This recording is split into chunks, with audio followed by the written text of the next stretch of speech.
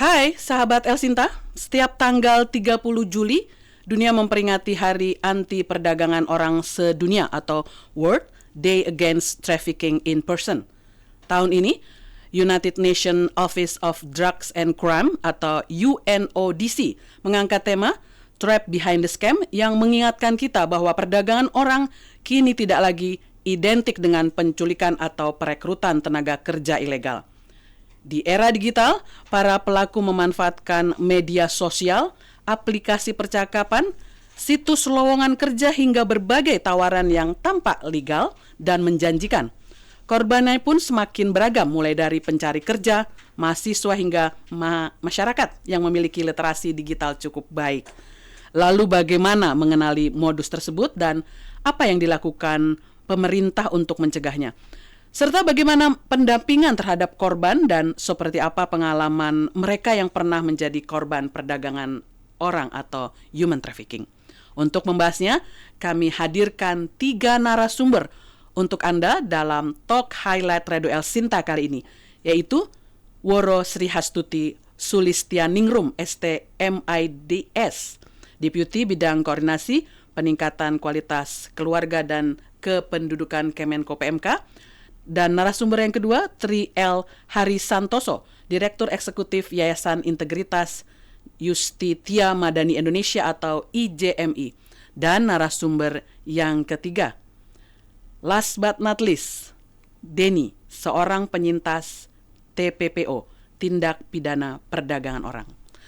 Selamat sore Ibu dan Bapak-bapak, Mas semuanya. Selamat sore. Selamat sore, Bu Kami. Terima kasih sudah hadir Ibu Woro, Pak Tri, Selamat sore, Mas Denny. Iya. Baik, kita ke Ibu Woro dulu sama Pak Tri ya. Mas Denny, boleh kita nanti berbicara di segmen selanjutnya ya. Kita sudah hadir, kita juga sudah hadir di via Zoom ya. Saya bisa melihat wajah Ibu dan Bapak dan Mas kalian. Kita mulai dari bagaimana nih Bu Deputi ya. Kan pemerintah kan melihat perkembangan ancaman TPPO-nya udah semakin wahkah, udah patut diprihatinkah atau bagaimana sih sebenarnya kompleksitasnya? Ibu Woro. Ya, terima kasih. Jadi sebenarnya selamat sore semuanya, terutama juga pendengar Radio Elsinta yang berbahagia. Jadi memang kalau kita bicara terkait dengan TPPO ya, terutama menjelang Hari Anti Perdagangan Orang Sedunia, kita menyadari bahwa ini sudah berubah wajahnya. Jadi kalau dulu kan ada ancaman-ancaman dan sebagainya, dulu itu identik dengan perekrutan tenaga kerja yang secara ilegal. Tapi sekarang ini perekrutannya ini sudah dengan berbagai media-media yang semakin canggih ya, karena teknologi sudah berkembang dan sebagainya, sehingga agak terselubung, kita katanya lebih canggih di dalam istilahnya merekrut mereka gitu. Jadi makanya kalau kita bicara dengan tema tahun ini yang Trap Behind the Scam ini jadi sangat relevan.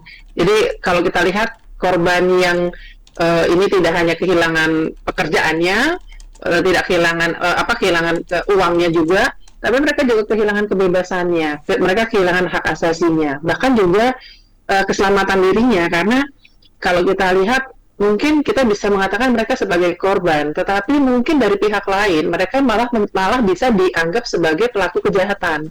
Jadi ini juga menjadi sangat berbeda kita kalau memandang TPPO saat ini. Jadi memang kami melihat bahwa di dalam upaya-upaya kita melakukan pencegahan, penanganan, ini memang tidak bisa dilakukan oleh satu kementerian saja atau satu pihak saja, tapi harus ada kolaborasi semua pihak. Jadi memang dengan, kalau kita lihat ya sekarang, teknologi berkembang sangat cepat sekali, terutama kita masuk ke dalam era digitalisasi ya. Jadi kalau dulu kita rekrutnya tuh langsung didatengin ke rumah satu persatu gitu ya, biasanya kalau kita di desa-desa gitu ya, datang tuh satu persatu nawarin gitu ya.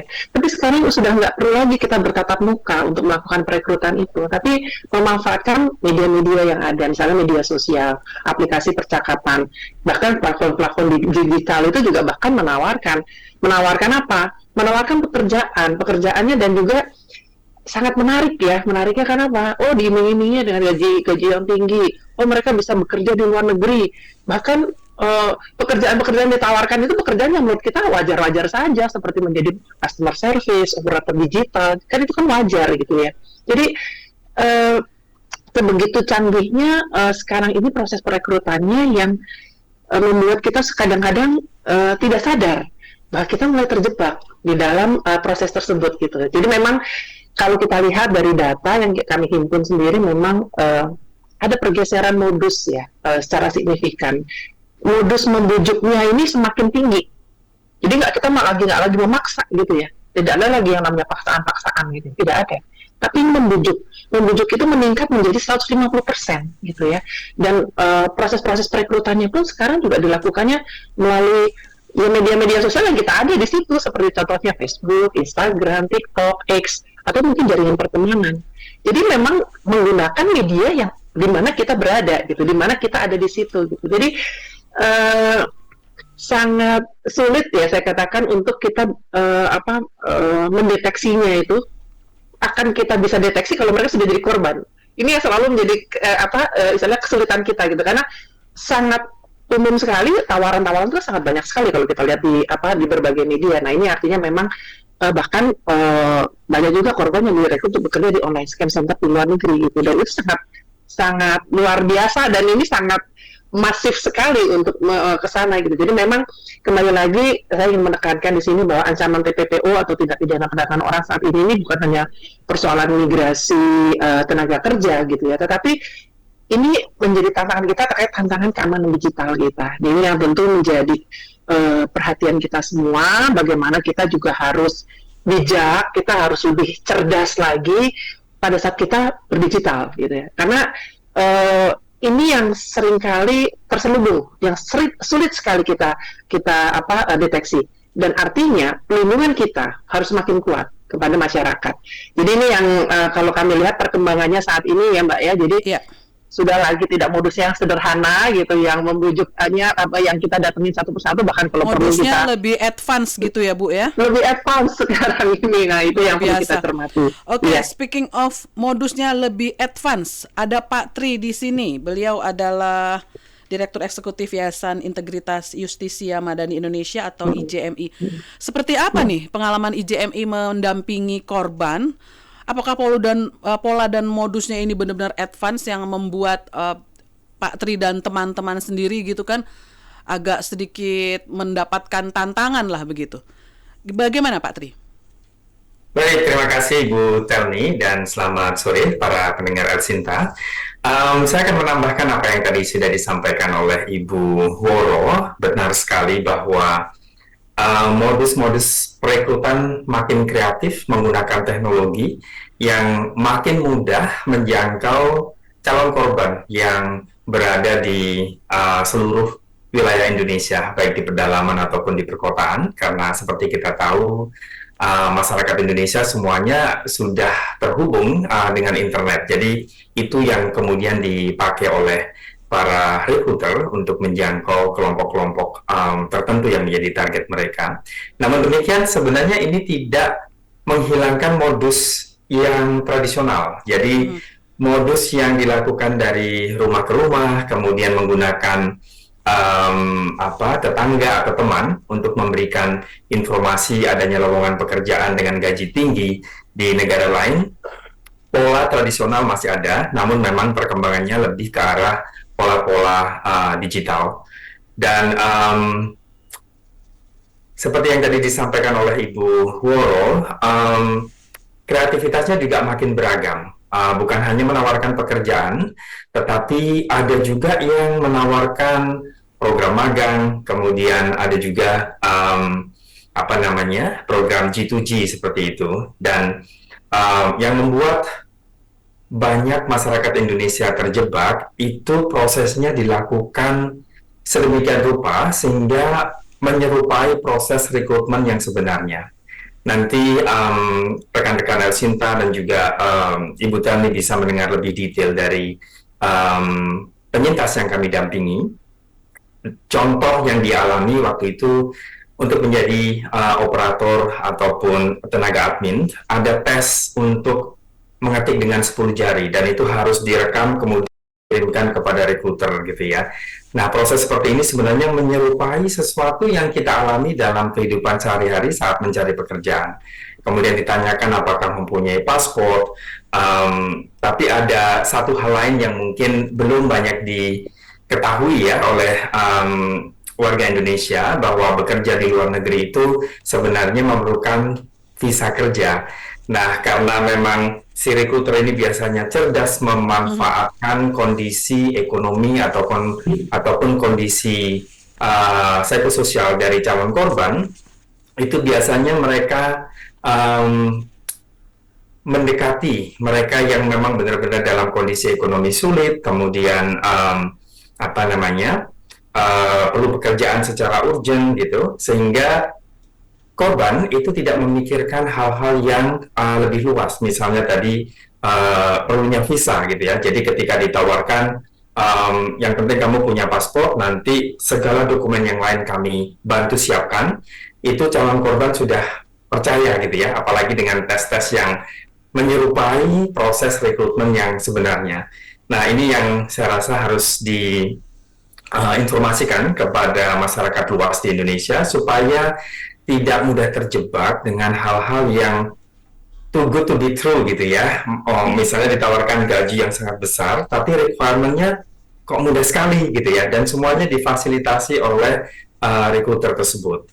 Jadi ini yang saya rasa perlu kita waspadai dan terus kita sebarluaskan kepada masyarakat Indonesia untuk berhati-hati ketika mendapatkan tawaran yang too good to be true. Begitu Ibu Thelni. Pak Tri, luar biasa ini informasinya. Modus konvensional masih ada, tapi naratif approach-nya masih dijalankan dengan pendekatan digital juga. Hati-hati gitu ya. Jangan sampai kita terkesima karena perekrutannya bisa jadi seperti perekrutan yang legal gitu ya. Baik, pendengar El Sinta, kita telah mendapatkan gambaran dari Ibu Woro, Ibu Deputi, dan juga Pak Tri gitu dari IJMI, bagaimana nih sebenarnya semakin canggih dan bagaimana perdagangan orang ini dapat menyasar siapa saja. Tapi kan bukan hanya masalah data atau modus gitu ya. Kita juga pengen dengar dong ya, bagaimana sih kisah nyata yang dialami oleh seseorang ketika sudah masuk atau terjebak dalam aksi perdagangan orang. Karena ketika dibalik angka-angka tersebut, seseorang yang pasti akan kehilangan kebebasan, hak, dan juga harapan ketika sudah terjebak dalam TPPO atau tindak perdagangan atau tindak pidana perdagangan orang ini. Dan kami sudah bersama dengan Mas Denny. Selamat sore Mas Denny. Halo, selamat sore. Ya, terima kasih ya Mas Denny ya sudah mau bergabung di Talk Highlight El Sinta, yang pastinya obrolan yang akan disampaikan oleh Mas Denny ini makin membuat kita dapat gambaran nyata nih bahwa TPPO itu memang benar-benar luar biasa dan harus kita waspadai. Bagaimana nih ceritanya sampai Mas Denny awal mulanya nerima pekerjaan yang ternyata ini adalah scam gitu ya, bukan benaran atau ilegal. Bagaimana Mas Denny? Oke, baik. Pada saat itu kurang lebih di tahun 2023, saya mendapatkan tawaran dari teman orang tua saya. Pada saat itu saya ditawari bekerja sebagai admin online shop yang berlokasi di Malaysia, Singapura, dan Taiwan. Teman ayah saya bilang bisa memilih dari 3 negara tersebut dengan gaji kurang lebih di angka 800 US dollar. Dan pada saat itu juga saya benar-benar diyakini bahwa semuanya terkait kepengurusan dokumen dan lain-lain aman semua. Kurang lebih seperti itu. Jadi pekerjaan remote ya, Anda ada di Indonesia gitu, admin dari sini, lalu untuk usernya di luar negeri begitu ya? Kurang lebih saya di lokasi, bukan remote. Oh, jadi Anda datang ke lokasi? Iya, benar sekali. Negara datang. mana ini di antara beberapa negara ini? Kurang lebih diberi 3 pilihan di Malaysia, Singapura, atau Taiwan. Oh, oke. Malaysia, Singapura, atau Taiwan. Kapan Anda menyadari bahwa akhirnya ini memang tidak sesuai dengan yang dijanjikan, bahwa ini nggak benar ini? Saya menyadari bahwa itu tidak benar pada saat saya dilempar di Malaysia. Jadi pada saat itu tiket transit terlebih dahulu di kurang lebih di Riau, habis itu baru dioper ke Malaysia melalui jalur laut. Saya sudah bertanya-tanya, ini kok setahu saya pekerjaan di luar negeri itu tiketnya direct, tetapi kok ini di transit terlebih dahulu, kurang lebih seperti itu. Oke. Tapi Anda akhirnya menyeberang juga sampai ke Malaysia. Berarti kemana ini? Ke Johor, kemana ini? Iya, saat itu saya dibawa ke Malaysia terlebih dahulu. Lalu adakah orang-orang yang lain bersama dengan Anda dalam rombongan itu? Waktu itu saya sendiri, tidak ada teman dan lain-lain. Saya benar-benar sendiri. Berhubung saya itu hitungannya minim literasi dan minim informasi terkait pekerjaan di luar negeri, jadi saya ikut arahan apa yang disampaikan oleh teman ayah saya. Teman ayahnya Mas Denny yang mengarahkan Anda diberikan tiket untuk Iya, pergi benar sekali. Benar ke sekali. Pekanbaru ya. Riaunya di mana ini? Ke Batam atau ke Pekanbaru? Pekanbaru Riau. Dari Pekanbaru lewat laut. Ya, habis itu kurang lebih di pelabuhan Pasir Gudang. Mhm. Habis itu diarahkan nanti ke terminal Bersepadu Selatan di Malaysia. Habis itu nanti dijemput di daerah, mohon maaf saya lupa. Oke, artinya sudah sampai ke Malaysia. Siapa yang menerima Anda di sana? Kurang lebih teman-teman ayah saya. Lalu dibawa kemana? Ke pusat kantornya, ke headquarternya atau bagaimana ini? Kurang lebih itu seperti rumahan biasa, tidak ada kantor dan lain-lain. Jadi rekruternya itu perseorangan. Siapa yang ada di rumah itu? Dan kapan Anda mulai bekerja setelah Anda sudah tiba di Malaysia? Jadi saya waktu di Malaysia masih belum bekerja. Jadi saya di sana hanya hitungannya dilempar-lempar saja. Setelah saya sampai di rumah teman-teman ayah saya, waktu itu saya dilempar lagi ke temennya lagi, katanya ada interview langsung oleh pihak dari sana menggunakan bahasa Inggris. Oke, jadi Saya belum ikuti. ketemu dengan usernya yang benar ya, dilempar-lempar. Belum. Berapa lama itu proses ketidakpastian itu terjadi? Kurang lebih saya menunggu 3 sampai 4 harian Lalu? untuk mendapatkan informasi selanjutnya. Setelah itu saya mendapatkan informasi bahwa kamu lolos dan besok paginya saya mendapatkan tiket ke Kamboja. Oh, berarti bukannya di Malaysia, Taiwan, atau Singapura seperti dijanjikan awal, malah bekerjanya. Iya, benar sekali. Lalu terbang dari Malaysia ke Kamboja. Pada pagi harinya saya mendapatkan tiket. Saya sempat berpikir ini Kamboja negara asing. Saya sempat berpikir bisa kabur waktu di bandara.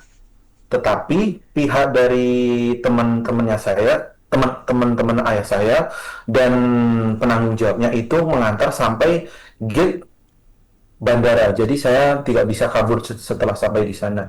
Gate departure gitu atau gate? Iya, benar sekali, gate departure. Oke, berarti Anda sendiri benar-benar gitu, tapi istilahnya tidak tahu nih di Kamboja ketemu dengan siapa dan bagaimana, belum tahu ya?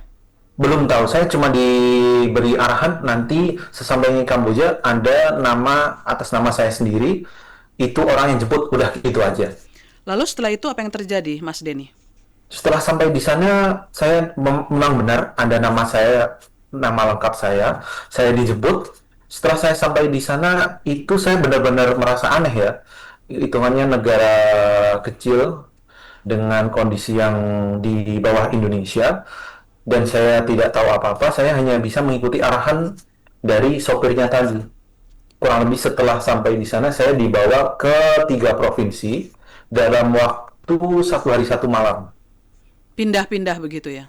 Iya, benar sekali pindah-pindah. Di tempat pertama dan kedua, saya katanya itu tidak cocok. Baru di tempat ketiga, di perbatasan Kamboja dan Thailand, itu akhirnya saya ditempatkan di sana. Tidak cocok itu ketemu dengan siapa dan siapa yang menyatakan tidak cocok? Itu kata sopirnya, saya disuruh menunggu di luar, menunggu di mobil. Jadi tanpa Anda mengetahui siapa pihak berwenang, otoritas dari kantor yang harusnya merekrut Anda, tapi via sopir saja atau transporter saja Iya, ya? benar sekali. Via sopir saja dengan paspor saya yang dibawa. Paspor saya yang ditahan. Dipegang oleh sang sopir. Iya, benar sekali. Lalu di tempat yang ketiga, Mohon maaf, untuk yang di tempat ketiga, paspor saya diberikan ke hitungannya tim lead di perusahaan tersebut. Jadi saya benar-benar tidak memegang paspor saya sejak saya sampai di Kamboja. tim lead ini bisa digambarkan warga negara mana? Orang lokal kah? Atau ada warga negara yang lain yang kelihatan dilihat dari bicara dan juga perawakannya? Untuk tim lead perawakan dan gaya bicara, setahu saya orang Chinese dengan translator orang Indonesia. Ada orang Indonesianya? Ada di sana. Sempat berkomunikasi dengan sesama orang Indonesia di sana? Sempat. Apa yang digambarkan oleh dia tentang pekerjaan di tempat ketiga itu? Saya hanya tanya, ini sebenarnya pekerja apa saya? Kurang lebih seperti itu, dan dia menjawab itu online scam. Saya benar-benar minimum informasi, saya nggak tahu itu online scam seperti apa.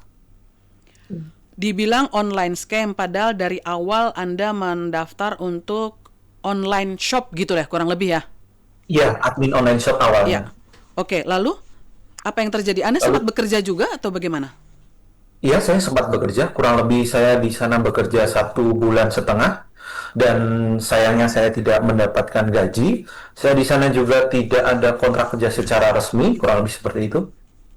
Oke, 1,5 bulan ini apa yang Anda lakukan dalam hal Saya pekerjaannya? Pekerjaannya itu online scam, menipu orang dengan target waktu itu saya orang Amerika. Untuk saya kurang lebih itu membuat cloning akun dari selebgram di Asia. Oke, jadi gimana nih bidang pekerjaannya? Boleh dikasih gambaran cloning akun? Mhm. Oke, jadi hitungannya saya diberi 3 akun Instagram dengan profil nanti seperti yang saya sebutkan tadi dengan selebgram Asia. Nanti saya mencari target untuk orang Amerika dengan range umur di 40 ke atas dengan kurang lebih pensiunan, kurang lebih seperti itu. Saya mencari melalui Instagram, jadi saya manual cari, habis itu saya kontak. Untuk selebihnya saya hanya ditargetkan sampai mendapatkan kontak WhatsApp-nya saja. Sampai akhir dapat kontak WhatsApp untuk dilaporkan kepada Iya. yang memberi tugas. Iya, benar sekali. Setahu saya setelah saya mendapatkan kontak WhatsApp-nya, habis itu dilempar ke bagian yang lain dengan alibi investasi kurang lebih seingat saya. Oke, jadi Anda tidak, mohon maaf ya, saya pakai istilah, tidak melakukan transaksi dengan calon korban apapun, Anda hanya mendapatkan ID atau nomor ponselnya saja, sampai di situ pekerjaan Anda ya? Iya, benar sekali. Dan itu Anda setor kepada pihak yang memberi pekerjaan di Kamboja tersebut, dan Anda lakukan selama 1,5 bulan, tanpa Iya, digaji sama benar. sekali. Tanpa digaji sama sekali. Soal makan bagaimana Mas Denny? Soal makan, tempat tinggal ada disediakan ya dengan makanan Kamboja yang ada makanan babi dan kawan-kawan. Untuk kamar kurang lebih berisi 15 orang Indonesia. Kurang lebih kamarnya seperti kamar apartemen, benar-benar sempit sekali. Ini menyangkut masalah teman-teman yang lain, apa bisa Anda ceritakan? Mereka ini dengan modus yang samakah sampai akhirnya tiba di Kamboja atau bagaimana? Ada cerita yang berbeda? Untuk modus mungkin kurang lebih sama seperti apa yang disampaikan dengan Pak Tri dan Bu Woro, berbagai macam modusnya, kurang lebih ditawari melalui sosial media atau keluarganya sendiri, kurang lebih seperti itu. Baik. Akhirnya selama 1,5 bulan, bagaimana cara Anda bisa keluar dari Kamboja, Mas Denny? Oke, cara saya keluar dari Kamboja, kurang lebih saya mendapatkan informasi dari teman saya bahwa kalau kamu ingin pulang dengan selamat, lapor KBRI. Itu saja. Dan saya sempat ada pikiran kabur, tetapi dengan kondisi di sana yang di perbatasan Thailand ya, dan jauh dari pusat ibu kota, saya pikirnya ini tidak mungkin. Jalan terakhir ya hanya lapor KBRI saja. Bisa seperti itu. Akhirnya saya cari informasi dan akhirnya saya lapor KBRI di malam hari dengan posisi saya sendiri lapor KBRI karena saya takut semisal saya mengajak teman, saya justru malah dilaporin ke leadernya dan saya mendapatkan siksaan atau apa-apa. Kurang lebih seperti itu. Mohon maaf, sempat ada yang merasakan penyiksaan begitu, teman serombongan? Ada juga. Dengan cara apa mereka menyiksa? Dipukul, ditinju, kurang lebih itu setahu saya. Mas Denny memegang handphone selama bekerja atau tidak? Waktu jam kerja HP dikumpulkan atau disita. Saya hanya memegang HP pada saat waktu istirahat saja. Bagaimana Anda bisa keluar dari tempat itu dan akhirnya mencapai KBRI? Oke. Dengan membawa handphone Anda? Iya, saya waktu itu dengan bantuan pihak IJMI, saya mencari Instagram di KBRI. Saya menemukan bahwa KBRI men-tag pihak IJMI. Saya berpikiran bahwa kalau saya sendiri kemungkinan saya dijemput itu benar-benar kecil. Akhirnya saya berinisiatif untuk berkontak dengan pihak IJMI untuk meminta bantuan bahwa saya menjadi korban PPO dan saya minta bantuan untuk dibantu kepulangannya. Setelah saya mendapatkan informasi dari KBRI dengan runtutan sesuai apa yang diberikan pihak pemerintah sana, kurang lebih saya melakukan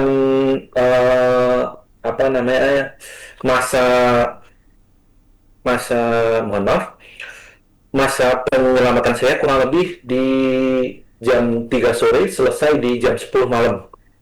Iya, iya. Baik, speechless ya saya ya. Mas Denny, nanti kita kembali lagi ke Mas Denny, kita tarik nafas dulu ya Mas Denny ya. Mas Baik. Denny luar biasa, dilindungi oleh Allah dan pastinya orang tua juga sangat senang sudah bisa berkumpul kembali. Kejadiannya tahun 2023. Saya penasaran nih, teman ayahanda Mas Denny ini bagaimana ini ya. Tapi kita fokus aja ya kepada masalah tindakan TPPU ini. Mas Denny boleh tetap bersama dengan kami kalau nanti misalnya ada pertanyaan dari pendengar dan juga netizen lewat live TikTok. Berkenankah Mas Denny menjawab? Tidak apa-apa, saya berkenan. Baik, berarti tetap di forum Talk Highlight ini untuk tidak silam atau keluar dari perbincangan ini ya Mas Denny ya. Baik. Terima kasih Mas Denny, tetap bersama dengan kami. Ibu Deputi dan Pak Tri, saya speechless. Ini anak-anak muda seperti Mas Denny yang ingin bekerja mandiri, membantu orang tua. Siapa sangka ya, modusnya memang bermacam-macam. Kalau memang benar, pangkalnya adalah dari orang terdekat sendiri. Apa sih pelajaran terbesar seharusnya Ibu Deputi yang kita cermati dan menjadi warning buat kita semua, dan apa langkah konkret pemerintah supaya tidak ada Denny yang lain?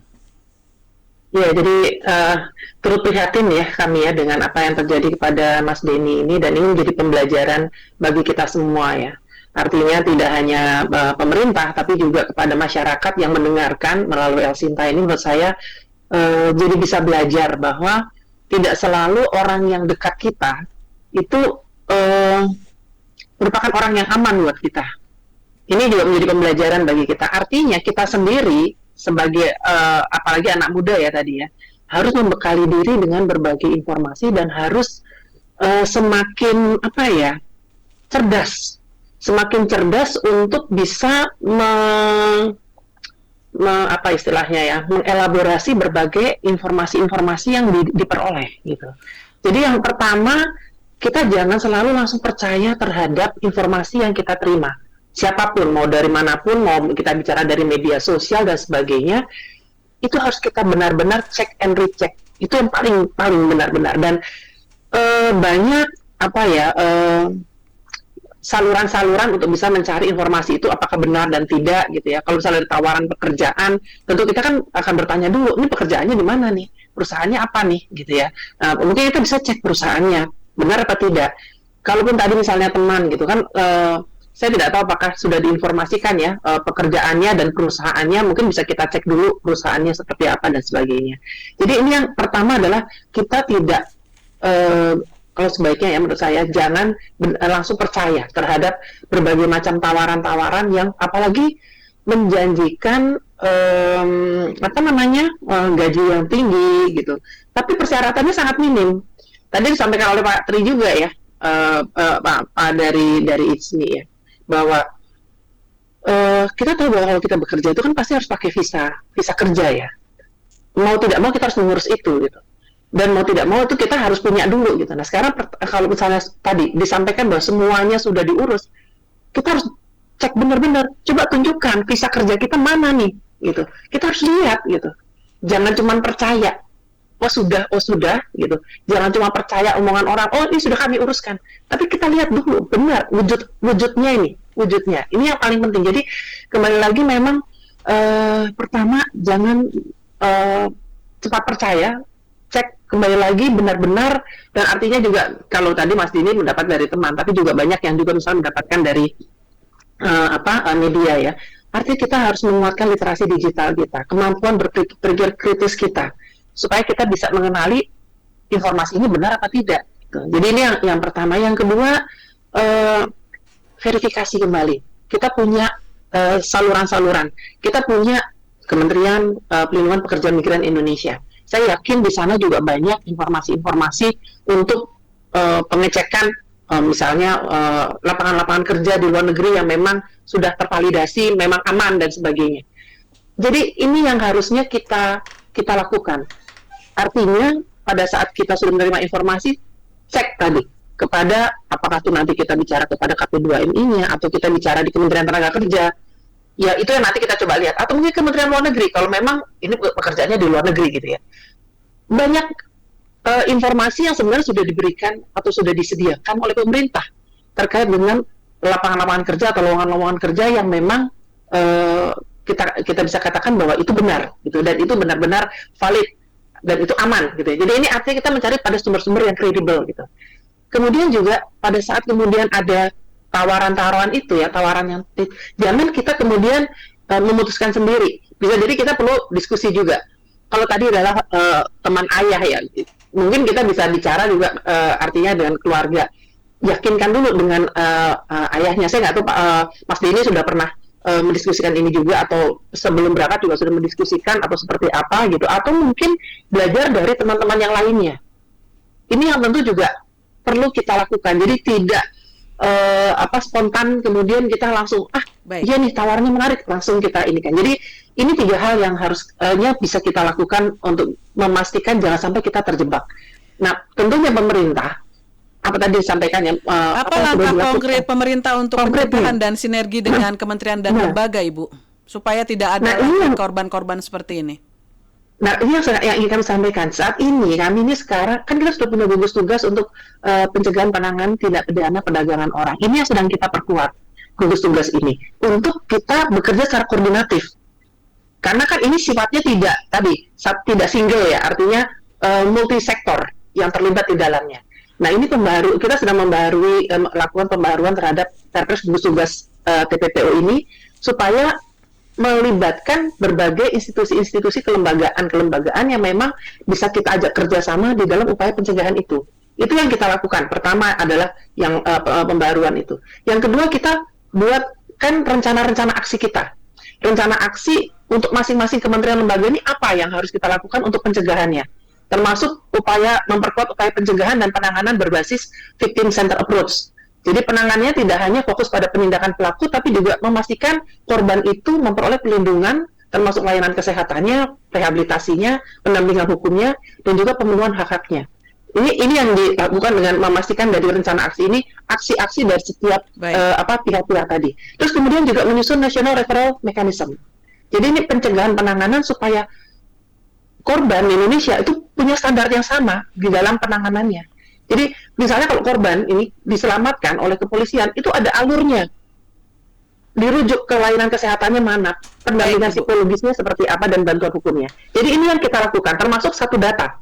Kita harus menguatkan dari sisi satu datanya, karena ini kan masih berserak nih data-datanya.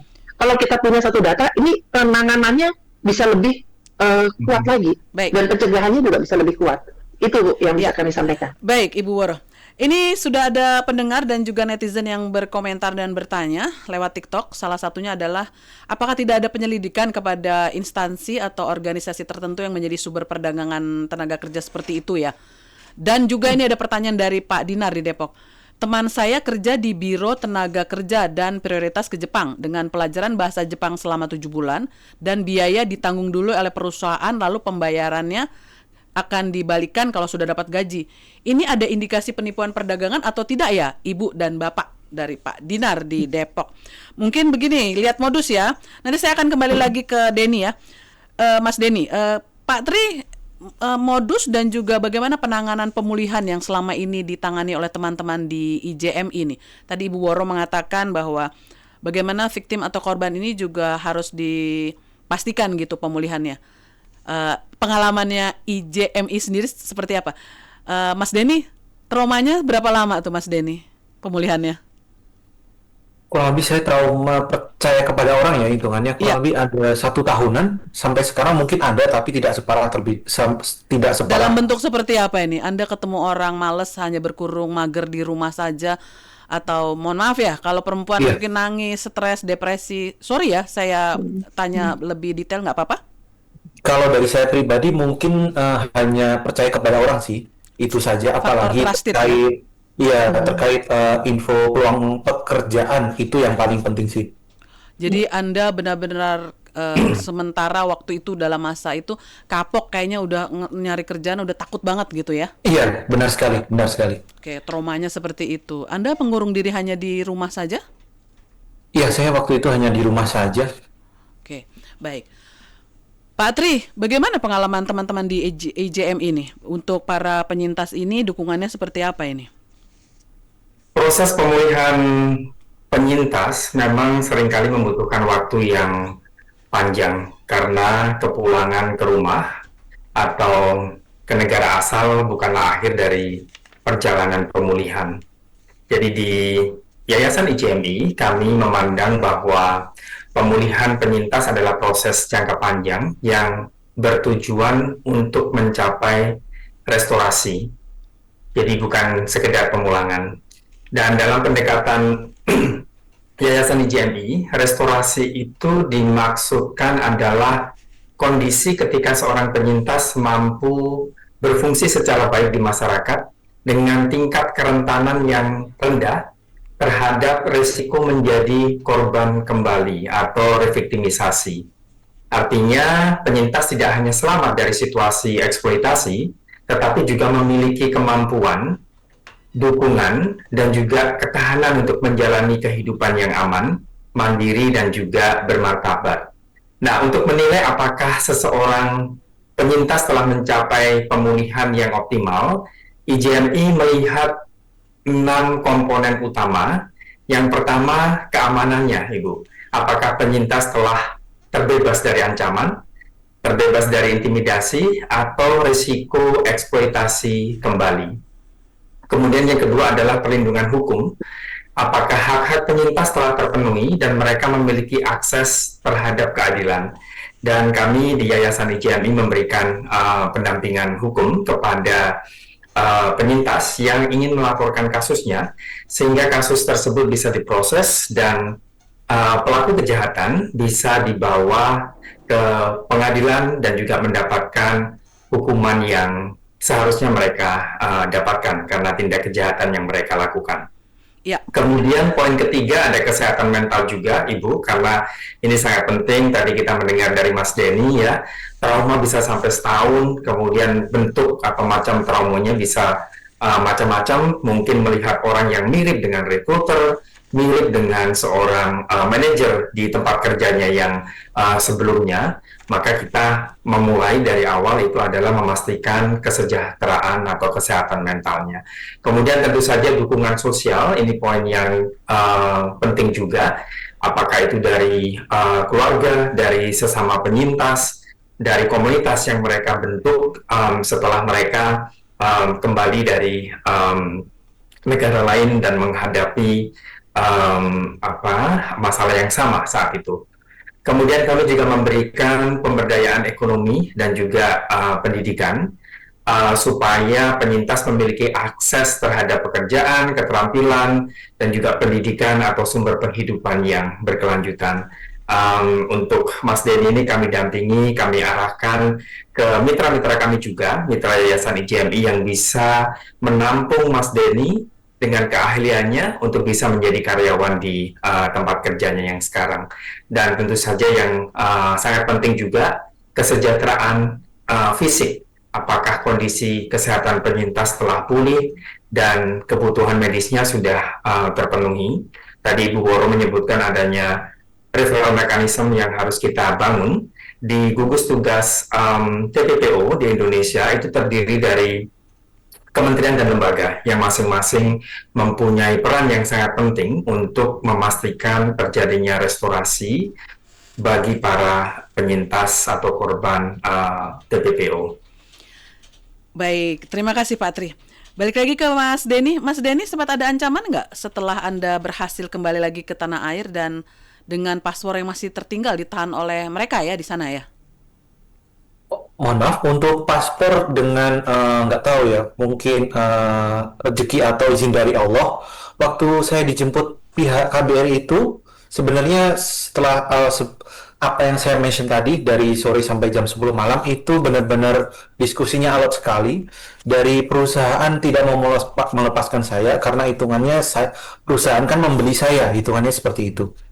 Waktu itu setelah polisi datang, awalnya perusahaan nggak mau melepaskan saya. Setelah itu jeda maghrib, saya sholat maghrib dengan harapan bisa, tetapi jika tidak bisa mungkin saya di sini terlebih dahulu saja. Setelah saya sholat maghrib, saya dipanggil oleh translatornya. Tiba-tiba dengan ajaib paspor saya diberikan. Masya Allah. Itu yang sampai saat ini saya amazed dan shock terkait info tersebut, karena beberapa teman saya tidak bisa mendapatkan paspor saya kembali. Oke, jadi alot ketika pihak KBRI dengan polisi setempat, dengan perusahaan atau rekruter itu, akhirnya Anda pulang kembali ke tanah air dengan paspor yang tadinya mereka tahan ya? Iya, benar sekali. Luar biasa, nikmat dari Allah itu. Iya. Baik, untuk pertanyaan yang sama tadi sudah saya ajukan ya ke Ibu Woro gitu ya. Tapi Mas Denny mungkin dengan bahasa, karena Anda seorang penyintas, apa yang harus dilakukan oleh seseorang atau masyarakat jika memang ada dugaan atau indikasi bahwa ini kayaknya ada TPPO nih? Menurut Anda harus bagaimana kita ini supaya kita tidak mengalami hal buruk seperti Anda? Dan alhamdulillah Anda bersama dengan IJMI sudah melewati masa pemulihan ya, dan sudah bekerja. Mas Denny sudah bekerja kembali sekarang? Iya, benar sekali. Saya sudah bekerja dengan bantuan pihak IJMI juga. Baik, pertanyaan saya, seperti apa ketika kita, masyarakat, menemukan ada indikasi ini kayaknya TPPU? Apa yang harus kita lakukan? Oke. Dari saya kurang lebih semisal mendapatkan info atau bekerja di luar negeri, pastikan terlebih dahulu itu PT atau perusahaannya terdaftar di website resmi pemerintah, kurang lebih di website P2MI kalau tidak salah. Kalau semisal perusahaan itu terdaftar, itu bisa dijamin resmi. Kalau semisal tidak terdaftar, tanyakan lagi kepada rekruternya ini resmi atau tidak. Dan untuk poin yang kedua, kurang lebih jika bekerja di luar negeri, itu ada visa kerja dan tiket pesawat direct langsung. Tidak transit-transit, apalagi transit di Indonesia terlebih dahulu, baru nanti dioper melalui jalur laut. Kurang lebih itu saja sih pesan dari saya. Baik, Mas Denny.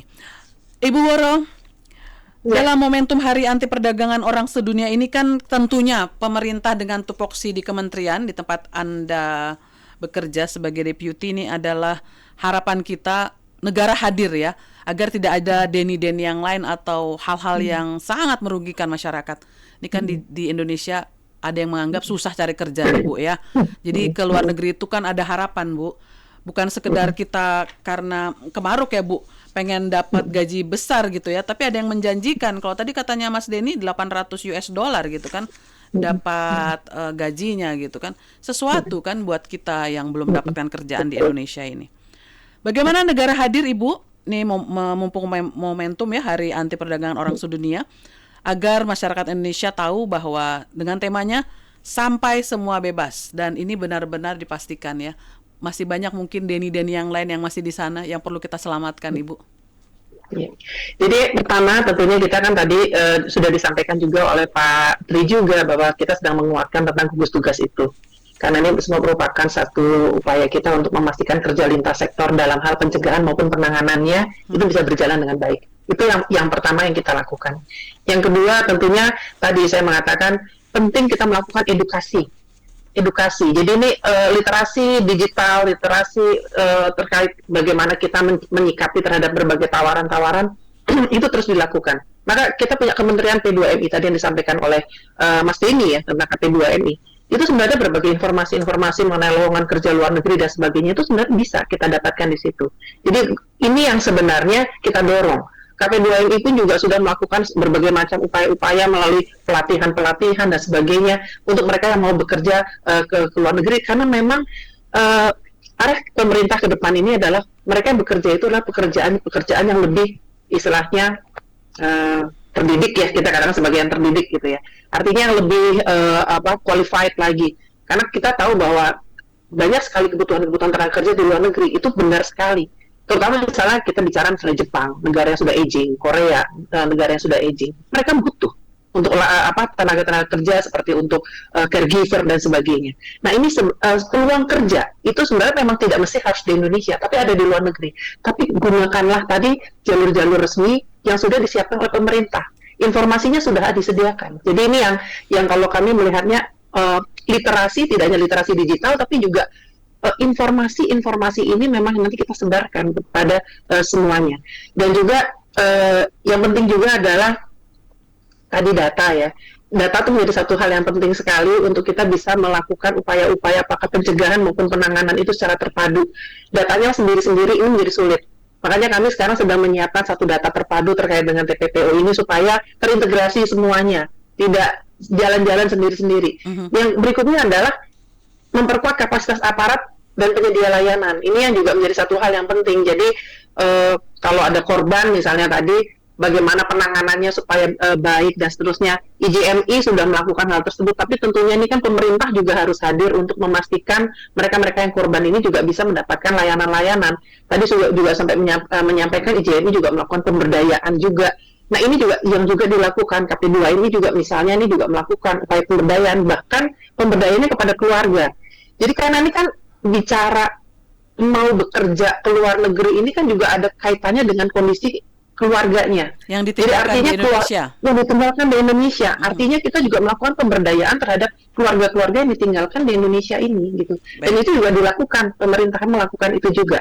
Jadi ini beberapa cara-cara, termasuk kalau kita bicara secara nasionalnya, ada program pemagangan nasional yang sebenarnya juga dilakukan pemerintah untuk memastikan mereka-mereka yang baru lulus ini bisa paling tidak mendapatkan transisi untuk bisa bekerja sementara sebelum nanti mereka bisa mendapatkan pengalaman dan juga bisa mencari pekerjaan yang lebih baik lagi.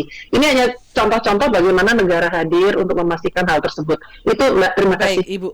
Singkat saja Pak Tri, pesan untuk masyarakat agar mulai hari ini sedikit atau lebih sedikit lagi orang tidak jadi korban TPPO. Singkat saja, Pak Tri. Iya, kalau pesan dari saya sangat sederhana sebenarnya ya. Kita harus kenali, kemudian juga peduli dan juga laporkan. Karena semakin banyak orang yang berani bertindak, semakin sedikit orang yang akan menjadi korban perdagangan orang.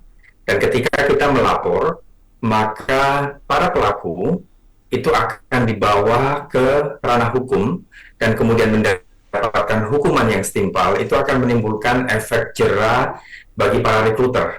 Dan kita harus semakin hati-hati karena melihat pola dari rekrutmen itu ada semacam sindikat, bukan hanya sindikat kecil, tapi mendengar tadi dari Mas Denny, ada orang di kampung dia terhubung dengan orang di Malaysia, terhubung dengan orang di negara lain gitu ya.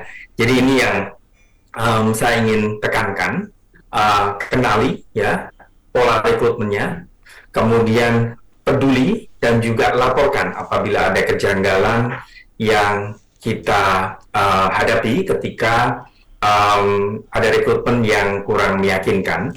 Bisa melaporkan juga ke hotline Yayasan IJMI di 0811 1001 7783. Diulang lagi boleh? 0811 1001 7783.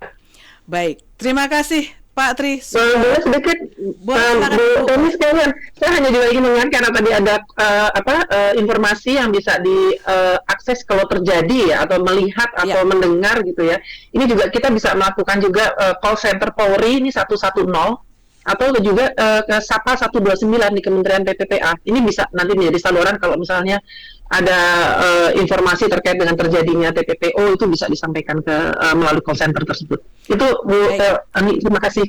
Terima kasih Ibu Woro Sri Hastuti Sulistianingrum, Deputi Bidang Koordinasi Peningkatan Kualitas Keluarga dan Kependudukan Kemenko PMK. Terima kasih Pak Tri L. Harisantoso, Direktur Eksekutif Yayasan Integritas Justisia Madadi Indonesia atau IJMI.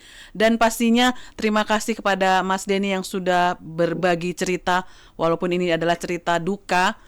Anda sempat trauma, tapi ini pastinya akan menjadi pelajaran buat kita semua pendengar dan juga netizen yang mengikuti perbincangan kami di Talk Highlight. Sahabat El Sinta, di balik setiap kasus perdagangan orang ada mimpi yang dirampas, hak yang dilanggar dan juga kebebasan yang hilang. Dan tema tahun ini dalam Hari Anti Perdagangan Orang Sedunia atau World Day Against Trafficking in Person, Trapped Behind the Scam, mengingatkan kita bahwa ancaman dapat datang melalui berbagai bentuk penipuan yang tampak meyakinkan. Karena itu kewaspadaan harus dimulai dari diri sendiri, keluarga dan juga lingkungan sekitar. Jangan mudah tergiur oleh tawaran pekerjaan yang menjanjikan tanpa memastikan legalitas dan kebenarannya. Jika menemukan indikasi tindak pidana perdagangan orang, TPPO, segera laporkan ke pihak berwenang yang tadi sudah disampaikan oleh Pak Tri dan Ibu Woro, hotline atau call centernya. Dan perdagangan orang bukan hanya masalah hukum, tetapi juga persoalan kemanusiaan. Pencegahannya membutuhkan kolaborasi pemerintah, aparat penegak hukum, dunia pendidikan, media, organisasi masyarakat sipil, serta seluruh elemen bangsa. Mari kita bergerak bersama, saling melindungi, saling mengingatkan, dan memastikan tidak ada lagi anak bangsa yang menjadi korban perdagangan orang. Karena perjuangan kita belum selesai sampai semua bebas.